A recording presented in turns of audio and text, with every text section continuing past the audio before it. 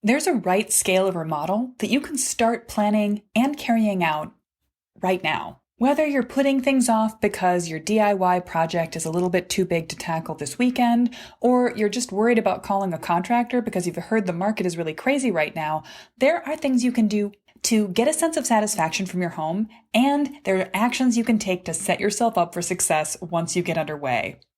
I want you to take a few easy steps to make your home more yours while you wait to plan a bigger remodel, or just get anything done on your house right now, whether you've got a big remodel planned or not.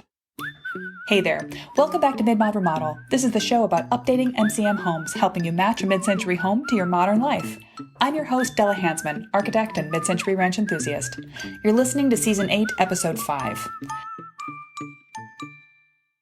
And today's episode is actually going to be the audio from a recent Facebook Live I did. This is a pep talk that I think you can really use, talking about how to take action right now, what action you can take, and why it's so important to start anywhere, to start small and then plan big. Give this a listen and then hit me back on Facebook, Instagram, or with an email and let me know what level of a remodel is the right one for you right now. I really want to know.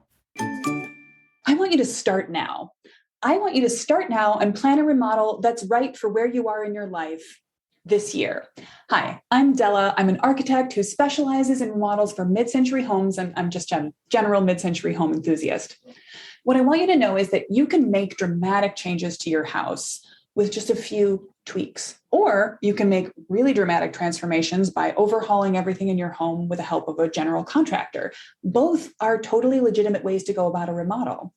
So I want you to figure out what's the right scale of a remodel for you, something that you can take on now and you can plan this year and lead with confidence. But first, if you are excited about what I'm saying, if this is sounding like something you want to hear right now, then you don't want to miss the free masterclass I'm giving a week from Saturday, a week after this Saturday. It's the Planning a Mid-Century Remodel to Fit Your Life and Budget masterclass. I only give it a few times a year, and in it, I'm going to teach you the exact steps to take to plan a remodel that will match your life, that will seem manageable, that will reduce your amount of stress.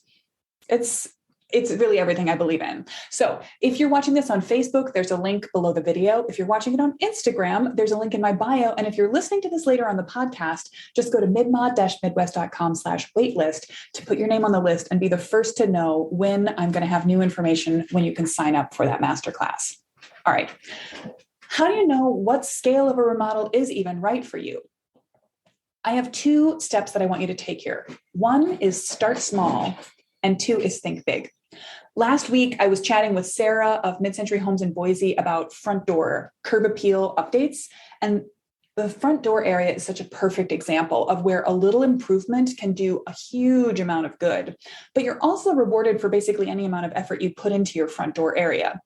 What scale you're at depends on you. And I'd love to hear from you. So if you're watching this live, or even if you're not, if you're watching it after the fact, put in the comments for this video what scale you identify with as I start to describe them.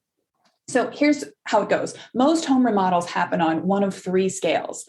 And the first, the smallest, level 1, a lot of people don't even think about as remodeling, but it counts. It's home improvement. A level 1 remodel is an easy DIY-able project. It might be just something you buy and attach to your house. At the front door, it might be a new mailbox, new house numbers, a new light. It spiffs up the house you have right now. It's perfect for people who just want to see a small change. They want to see some improvement in their life.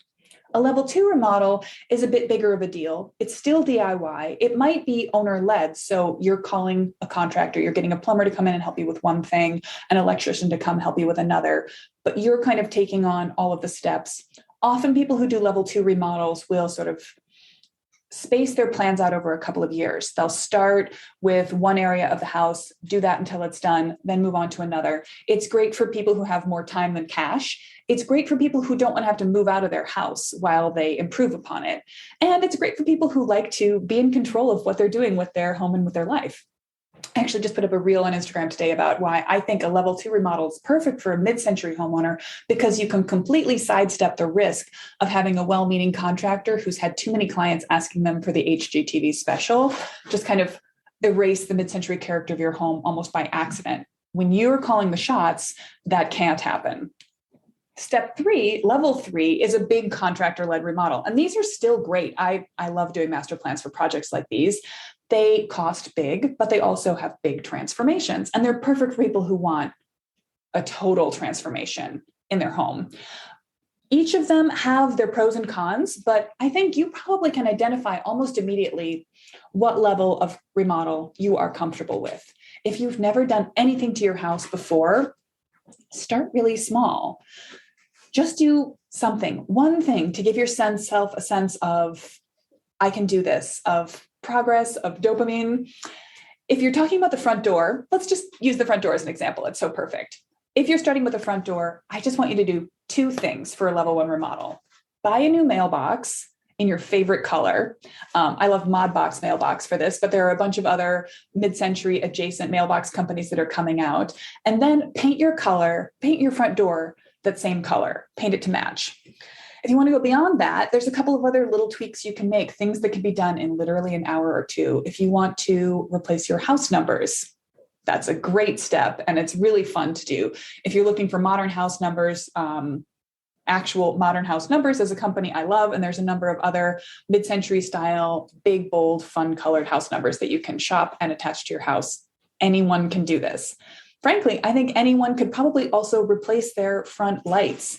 If you turn off the power with the breaker, I'm not advising anyone to have an electrical accident, and watch a couple of YouTube videos. This is, again, a totally DIY-able, doesn't require a lot of tools thing that anyone can do. Or you can hire a handyman to come and help you make that change. You can throw in a planter. Again, this is just something you buy and set next to the house. If you love simple monochromatic schemes, do it the same color as the door and the mailbox.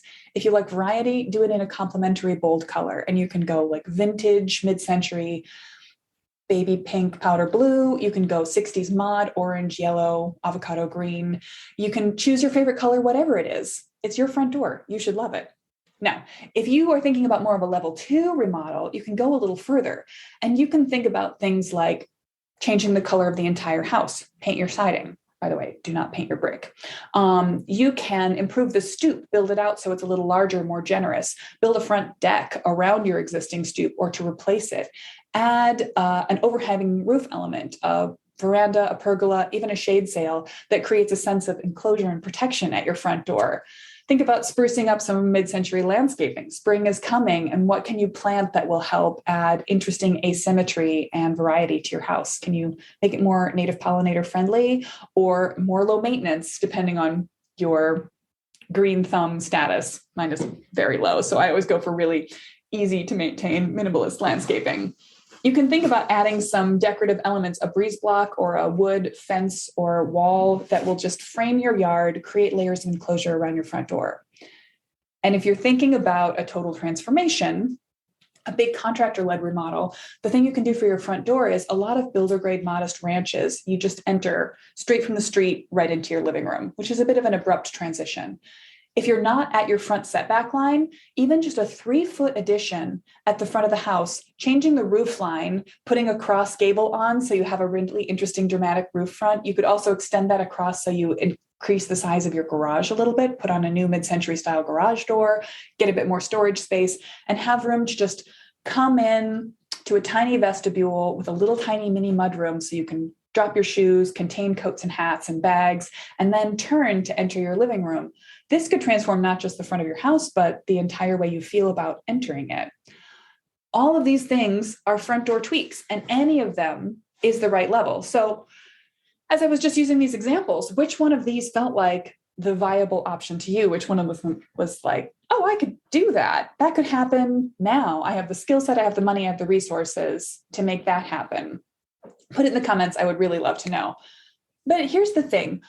Whichever level you're going to go after, I want you to do a couple of start small projects. I want you to have that sense of progress and getting things done. And then I want you to pause and start to think about the big picture plan. Because if you just do one little project after another, eventually they add up into something that's a little incoherent. At a certain point, you're going to want to take a master plan approach to your house, regardless of the scale you're planning for. If you're working with a contractor, they will thank you for having a very clear goal of what you want to get done. And if you're DIYing your projects one at a time in a level 2 style, frankly, you even more want a master plan so that you've got a sense of your trajectory, where you're going, where the road ahead is going to lead you. And that will be really helpful. And even if you just want to make little tiny tweaks to your house, you still want to follow the master plan method, these same steps that you will follow, regardless of the scale of your remodel, so that you can know that the energy you've got, however much or little it is that you're putting into your house, and the budget you're spending, however much or little it is that you're using for your house, is being well spent, time well spent, money well spent. I just asked my Instagram audience to let me know what was the biggest obstacle that was holding them back from planning a remodel. And I got, here's just a few answers. Time, where to start. Budget, where to start. Currently window and door sourcing. I don't have 14-month lead times. Yeah, a master plan won't really help with that. Time, money, dollar signs, some money, and my husband. Yeah, okay. So this is exactly what I expected to hear.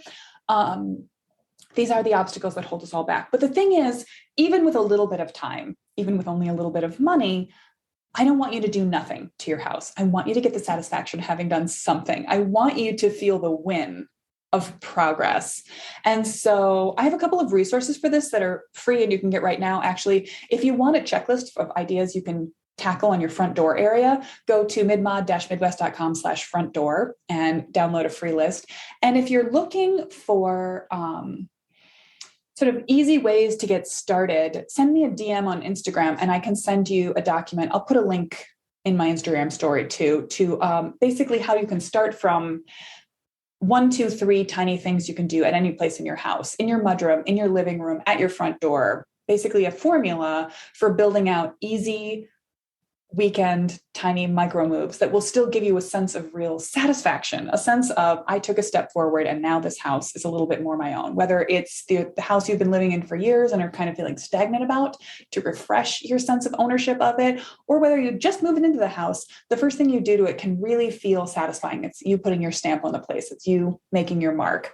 So let's talk about how you can make all of those things happen. And here's really the thing. One way or another, you're going to need bigger plans. So don't sleep on this offer. I want you to be on the wait list to hear about how to plan the perfect remodel at any level. Show up with me next Saturday at Planning a Mid-Century House to fit your life and budget. It's going to be amazing. And the Ready to Remodel program is going to be opening really soon. If you want to know more about that and how I can hold your hand, give you weekly calls, and walk you through the process of planning your mid-century remodel step by step, I've got that all waiting for you. So put your name on the wait list and I will see you there. Meanwhile, if you have other questions, hit me in a Facebook comment or a DM on Instagram. I love to hear where you are in your mid-century remodeling journey. Okay, that was fun. If you'd like to see those front door update examples as a blog post with sketches, visuals are always great. I'll put a link in the show notes. Grab those at midmod-midwest.com/805. Get the links I mentioned, see an outline of what we just covered, and get your name on that wait list. I want to see you at the planning workshop a week from Saturday. Next week on the podcast, we're going to be talking about how to cut down on the inevitable overwhelm of planning a home remodel at any scale. It can't be avoided, I'm sorry, but it can be reduced. Tune in and find out how. See you then.